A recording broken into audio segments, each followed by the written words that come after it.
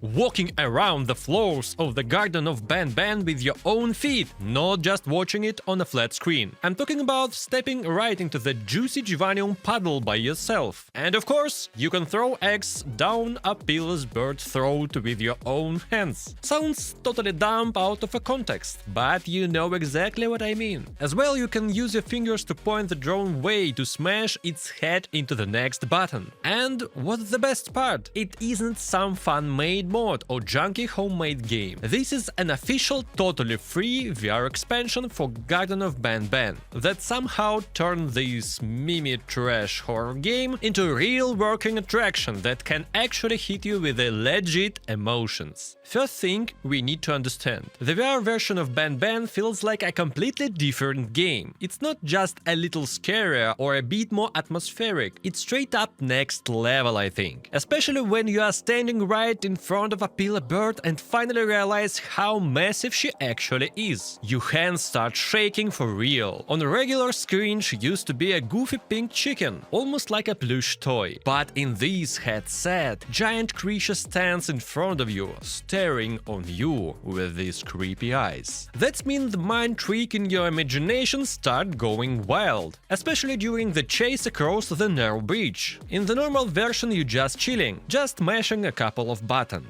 But in VR you are actually balancing, look down so you don't step the wrong way, getting scared of the hate, and of course losing your mind because the devs still haven't fixed the floor shader. So the planks are literally swimming under your feet. But here's the best part. You feel the adrenaline rush for real. I've said it before, VR is a magical piece of a plastic that can make any game immersion up to the next level. Take any horror game, Poppy Playtime, Bendy and the Ink Machine or Five Nights at Freddy's. In VR they stop being a flat picture on your screen and become a situation you are actually in. You are inside this scene. Your body movements can decide what happens next. Best example is in front of you, the escape scene from Opila. Normal version is kinda like press button, keep running, use card with your press F button, and that's all. But in the VR, you have not to fall off the narrow plank while trying to keep your balance. Reach behind your back, grab your backpack, open it, pick the right colored card for the lock, and all this while a giant bird is chasing you. Then you still gotta line card up perfectly with the card reader. This isn't just making game harder, it's turning it into a real stressful situation. Your body gets tricked, your brain actually starts panicking. I was honestly shocked that even a game as junky and ridiculous looking as Garten of Banban could give me that feeling. I'm definitely not the target audience for this stuff,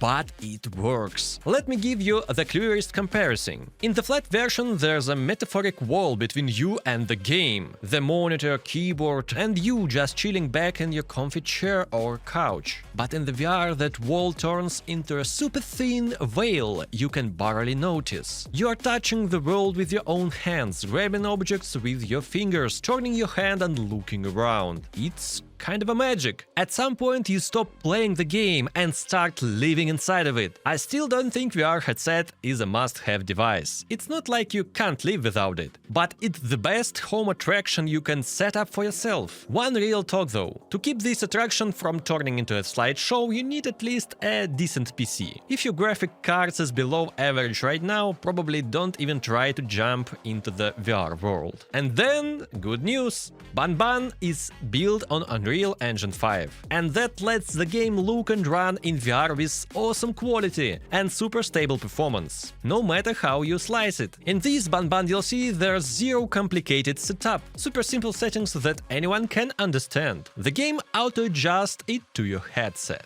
Launching from Steam. Everything ran smooth for me, no dips at all. Man, the size of the locations feels so cool in VR mode. I can't even imagine how massive the other chapters maps are gonna feel. But Banban VR got some glitches. For example, sometimes the game forgets how tall you are, and you suddenly sink into the floor or float way up high. Then you need to go in main menu and fix it by yourself. And it only happened 2 times through the whole chapter. Annoying, but not a deal breaker. But let's not forget one important thing. This is still Banban. So here are some of the shortcuts and developer slip-ups. First off, anti-aliasing. It's like they forgot to turn it on. Some straight lines and smooth objects looks all straight steppy? Why there's no DLSS or FSR in the game running on Unreal Engine 5? Especially in VR, where every frame counts and visuals matter a lot. Both of these technologies can smooth everything out and give a nice FPS boost for the weaker PCs. But we got none. And the second problem is physics. Unreal Engine can do a crazy destruction, interactive objects, clothes or water simulations, but in Banban,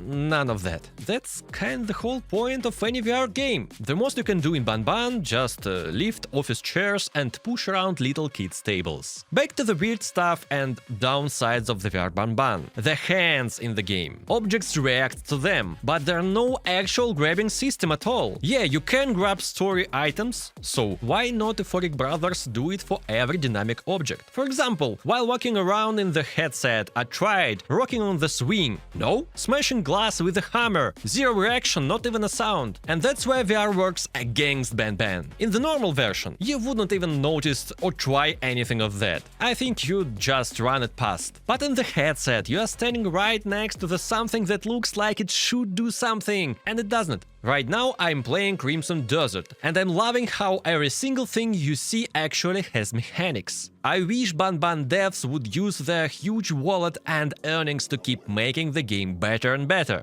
But next gonna be another thing – gameplay and design. Like the scene when Opila wouldn't let you go any further. In VR you can more clearly see the doorway is huge. You could easily duck and walk through, but the dev said, nope, you gotta collect 6x first. Oh guys, please just place their physical barrier, like the roll-down gate, and put a box in the wall that we need to fix with a tool from the storage room. Not a hammer, maybe a screwdriver or something. Anything that actually makes sense in the space would fit the franchise way better. And the next theme gonna be a special shout out to the backpack. It only holds a keycards. It won't take an Opila X, it can't feel the hammer or other stuff. It feels like they added an inventory without making the whole mechanic. But I'll say it again. During the chase scene, reaching behind your back, grabbing the backpack and picking the card while running from Opila Bird was a seriously adrenaline pumping. Let's be real for a second. Banban is already packed with forced rules and a super stretched out ideas. After finishing the whole franchise, I totally get it. So what we can see in the VR Garten of Banban? It's super weird, but actually working experiment. On the one hand, we have a weak interactivity, lazy details, outdated gameplay rules. But on the other hand, we had a solid immersion, real fear, and the good graphics. And here's the paradox.